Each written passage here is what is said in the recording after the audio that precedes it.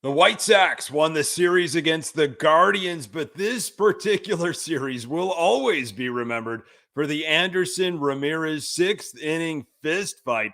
What a wild scene on Saturday. Suspensions are pending.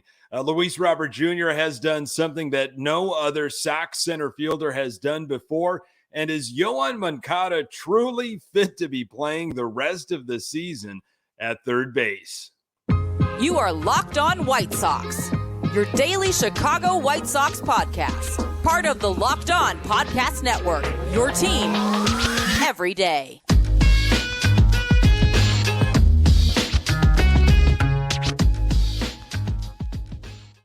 Hey, Sox fans, welcome back to Locked On White Sox. Thank you for making Locked On White Sox your first listen each and every day. We're free and available on all platforms. Follow us on Twitter at Locked On Sox. Also, subscribe to our YouTube channel. Just search Locked On White Sox. Hey, I'm your host, Nick Morawski, a lifelong die-hard Chicago White Sox fan, recording this podcast just blocks from the ballpark in beautiful Bridgeport.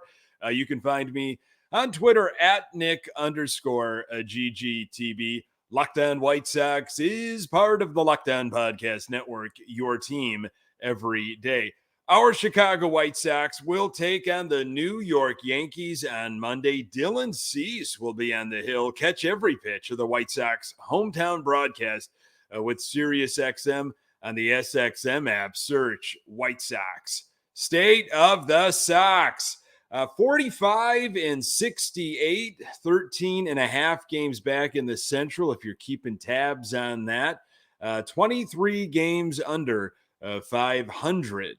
So our White Sox, hey, they won 2 of 3. They won the series against the Guardians in Cleveland, which is sometimes a difficult place for the White Sox to play. They have taken the season series against the Guardians now. And it is always great to win. It is always great to beat Cleveland, anybody else in the AL Central, right?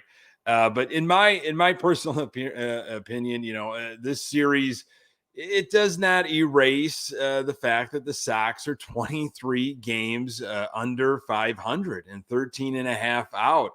As for the fight, the big fight on Saturday, I'll get to that. But, look, until the Sox are above Cleveland in the standings, I mean, hey, the series win is great. Like, we'll celebrate that. A win is a win. Beat Cleveland.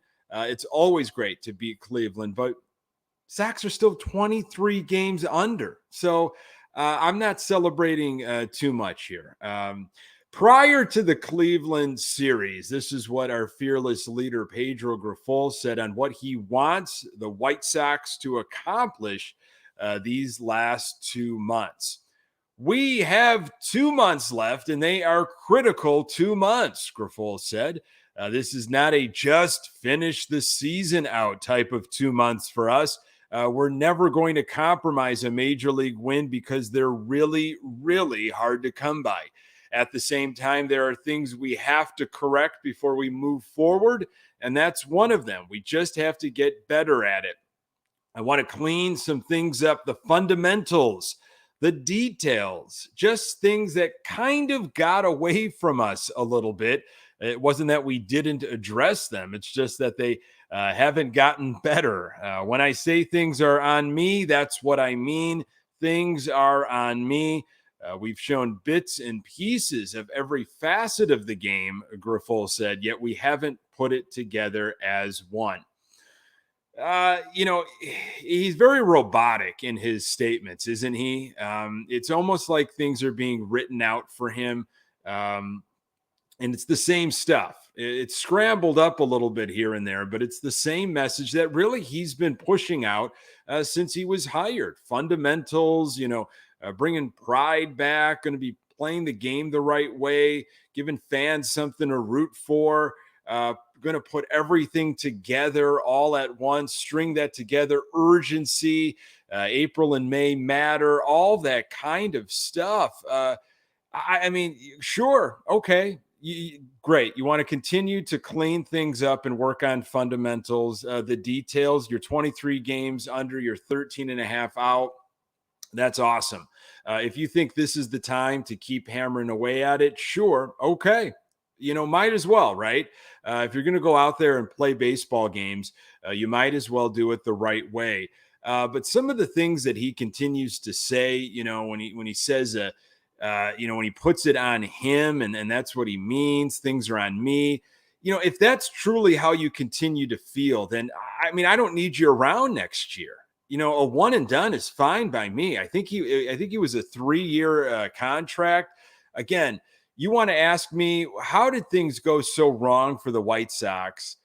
And there's a lot, but I have to go back to the Pedro Grifol hire and say, if this is the guy that you thought in a quote unquote championship window where you really thought the White Sox had a pretty good lineup, they were going to be competitive. They were going to compete not only in the AL Central, but beyond. And this is the guy you brought in with zero managerial experience in all of his, most of his resume has been with the Kansas City Royals. I'm sorry. I was really confused by that. Gave him the benefit of the doubt. I don't want to unload on Grifol. It's, maybe he is a good manager down the road when he gets certain pieces in play and, he gets a team that plays the way he wants the game to be played. I really don't know. But obviously folks didn't buy into what he was pitching. He didn't know how to control it when it got out of control. And telling me that, that he didn't address them. Well, if you didn't address them, then either people just can't play the way you want them to play, which is traditional baseball, fundamental baseball, or you don't know how to manage it. So again, it's not all on Grifol. Absolutely not. And he shouldn't necessarily put it all on him. And maybe he's just trying to do good by the players, or maybe that's what he thinks fans want to hear, or the organization.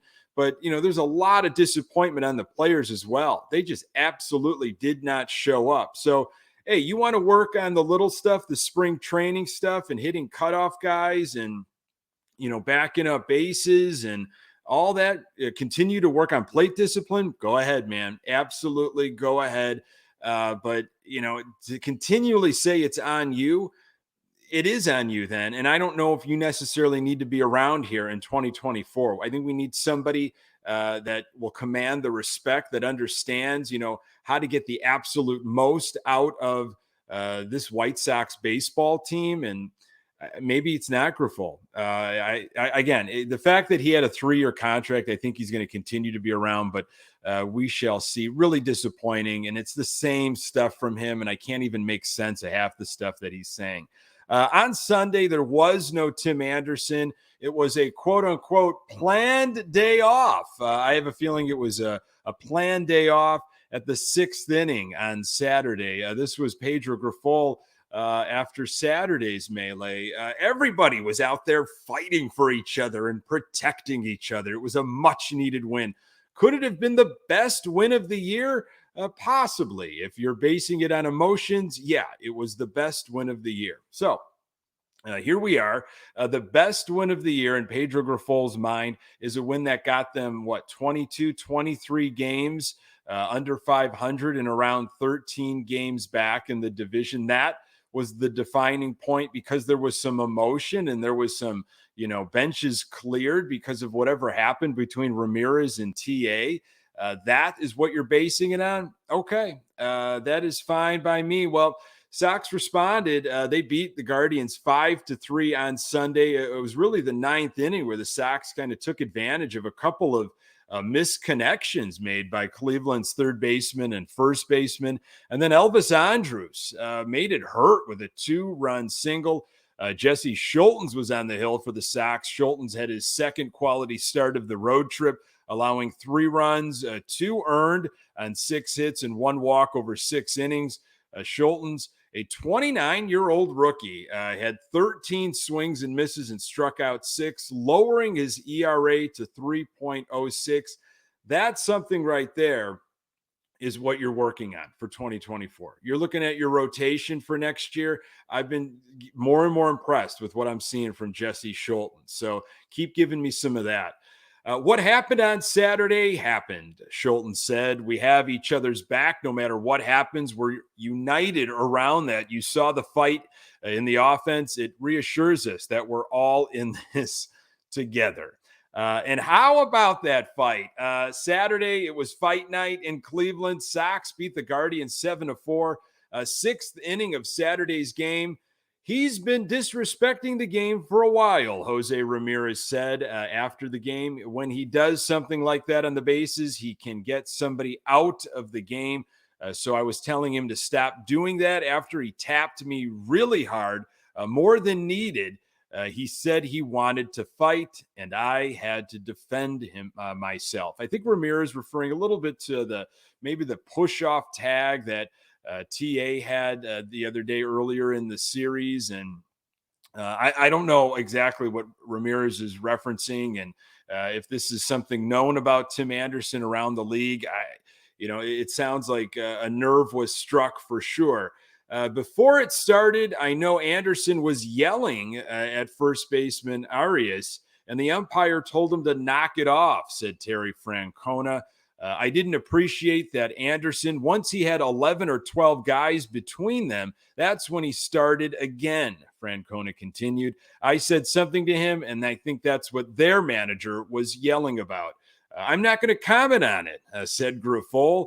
I'm going to let MLB figure it out, do their investigation, and watch the video. They have some work to do. Yeah, I was watching this live when it all happened, and I've never seen anything quite like it. Ramirez sliding in underneath TA's legs. It looked like there was maybe a tough tag. Ramirez with his finger in TA's face. Anderson throws his glove down, and as Stone and Benetti talked about, it was like a hockey fight. Gloves off, fists up, kind of dancing around a little bit. The umpire gets pushed out of the way. He's standing on the side. It is Anderson and Ramirez. Punches are thrown, and then folks get in on it. And Ramirez kind of falling. I don't even think he really saw where he was throwing a punch, and it connected Anderson on the chin, rattled him. He stumbled backwards and fell. Anderson got one in on, looked like the ribs of Ramirez. Again, I don't even know if Ramirez knew where he was throwing. He just was wildly throwing a punch, but it got TA square on the jaw, and he went back and fell. Unfortunate, actually. I think I know what I want. I think I know what Sox fans want me to say is, man, that's great, TA. We got your back. This is what we've been waiting. Go get him, Anderson. To me, it was kind of ugly. It's like, really? And if that's the thing that's going to get this White Sox team going, again, 23 games under 500 here in early August. This is what we've been waiting for TA to square up with Jose Ramirez and slug it out with fists. I'm sorry. It should be done a much different way. Like, do it with your play, man. Do it with your bat. Like, figure it out a long time ago. But I really think this was Tim Anderson, a lot on his shoulders, a lot going on in his life, not the type of season he wanted, probably not the way he thought his personal life was going to go, not the way he thought the White Sox season was going to go. Things probably all came down, and it boom, powder keg, and it went off on Saturday. Through all of the nuts and the mayhem, Kopech, not bad at all. 5 1/3, 3 hits, 2 earned runs, 4 walks, which is still troublesome, 3 strikeouts. His ERA 4.43. He stayed in after that 18-minute delay. Then looked like he just got absolutely gassed in the 6th, ran out of energy. He had a no-hitter, I believe, through 5, maybe into the 5th. I thought he was throwing pretty well. Pretty confident, much different than a previous start. Sox offense, 7 runs, 12 hits. Andrews, 3 for 4. Robert with his 30th home run, first center fielder in White Sox history to hit 30 home runs in a season. Eloy Jimenez looked like he got hurt during the fight, but he stayed in the game, and he did play on Sunday. More injuries and transactions to make note of. Yoan Moncada is obviously laboring. Should the Sox just shut him down for the rest of 2023? More on that in a moment. Today's episode is brought to you by Dave. Dave is the banking app that's leveling the financial playing field. When you download Dave, you could get up to $500 in 5 minutes or less. No credit check, no late fees. It's part of Dave's extra cash account. Advance the money you need with no interest and then settle up later. Extra cash gives you more money to buy groceries, fill your tank, finally get your car repaired, or catch up on bills without having to wait for your next paycheck. You can even build credit while you settle up on time. Download Dave today at dave.com/MLB. That's dave.com/MLB. You can get up to $500 in 5 minutes or less. No credit check, no late fees. Download the Dave app now or go to dave.com/MLB. For terms and conditions, go to dave.com/legal. Eligibility criteria and instant transfer fees apply. Banking services provided by Evolve, member of FDIC. Our Chicago White Sox face off against the Yankees on Monday. Catch every pitch of the White Sox hometown broadcast with SiriusXM on the SXM app. Search White Sox. Moncada's back, and Moncada's kind of back.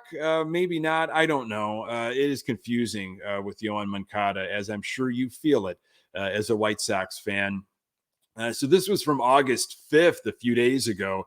Yoan Moncada was out on Saturday, out of the lineup, but then he did come in after, there were all these ejections later in the game. So this was the write-up on the injury report. Maybe you saw it. After playing in 6 straight games, Moncada got a day off on Saturday as he continues to play through a back injury that has been hampering him all season. Manager Pedro Grifol, who dealt with back injuries in his playing career, said it's like the injury has a mind of its own and is a pain to deal with. He added that while Moncada isn't 100%, he's still feeling good enough to finish out the season, so as long as they work to manage the injury. Moncada did play on Sunday. He was 0 for 5 with 2 strikeouts. No more Jake Burger, and I think that's the thing that really hits is I don't know what the future's like for Yoan Moncada. I kind of know the financial future and what he's going to be getting paid next year and, what he's owed and all this kind of stuff. But can he actually continue to get back on the field? Is his body just breaking down? Is it not going to allow him to play? And clearly the Sox have committed to Yoan Moncada. They shipped off Jake Burger and years on Jake Burger's contract.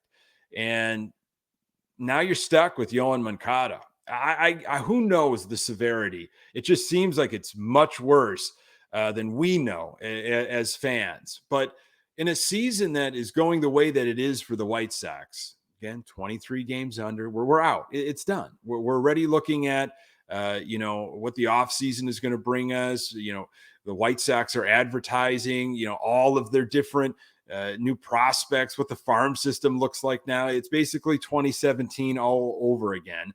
So why keep pushing Yoan Moncada out there? If he's been dealing with this all season long, he's clearly not right.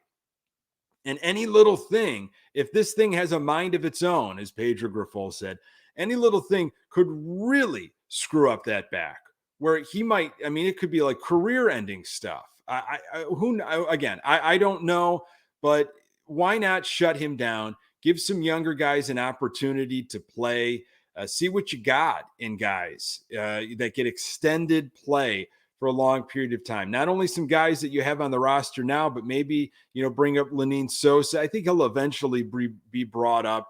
But come on, get Moncada the help that he needs. And if he's not willing to sign off on a surgery or whatever that is, I somehow you've got to protect, I guess, your investment and what you have decided, not only like contract wise, what you have with Yoan Moncada and the money, but you've also you've put Jake Burger on a plane, sent him to Miami, and he's not the guy for third base moving forward. And maybe there's some other guy that you have an idea in if you're the White Sox, but it's not Burger. So you've really invested now on Yoan Moncada.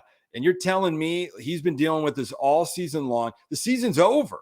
Okay, the season is over. Just get him the help he needs. Other injuries and transactions: Sebi Zavala with a left oblique strain placed on the 10-day injured list. Carlos Perez recalled from AAA Charlotte. While White Sox manager Pedro Grifol said Zavala's injury wasn't too serious, he said it was worthy of an injured list stint, in part so they could bring Perez up. So they're looking at giving Perez some looks because they're going to put Sebi Zavala on the injured list, but you don't want to give any other looks to any other infielders. You want to keep pushing Moncada out there. Okay. This will be Perez's third stint with the big league club. He hit 132 across 12 games in the first two stints. We're going to get Perez some time, Grifol said. I want to see him play, and I think we as an organization need to see him play. Again, you're going to want to see him play. You're putting Zavala on the injured list, but you're going to keep pushing Moncada out. There's no one else you'd like to see maybe playing third base, a little bit of infield? Okay, that's fine. August 5th, Gregory Santos, he was on the bereavement list. Right-hand pitcher Lane Ramsey recalled from AAA, and right-hand pitcher Brent Honeywell claimed off waivers. Ramsey has a 5.50 ERA in AAA this season. We'll take Santos's roster spot as he will be on the bereavement list for a minimum of 3 days, but not more than 7. Santos last pitched on Thursday. Additionally, the club claimed Honeywell from the Padres after he was DFA'd by the Padres on Wednesday. He had a 4.06 ERA and 46 2/3 innings with the Padres this season. Prior to being DFA'd, the team hasn't said if when he'll report to the big league club. And then several days ago, August 4th, right-hand pitchers Aldrin Batista and Maximo Martinez were acquired from Dodgers for international bonus pool money. Hey, it's just money. Batista, 20 years old, is 3-1 with a 3.46 ERA and 54 strikeouts in 10 games in 2023 with Arizona Complex League Dodgers.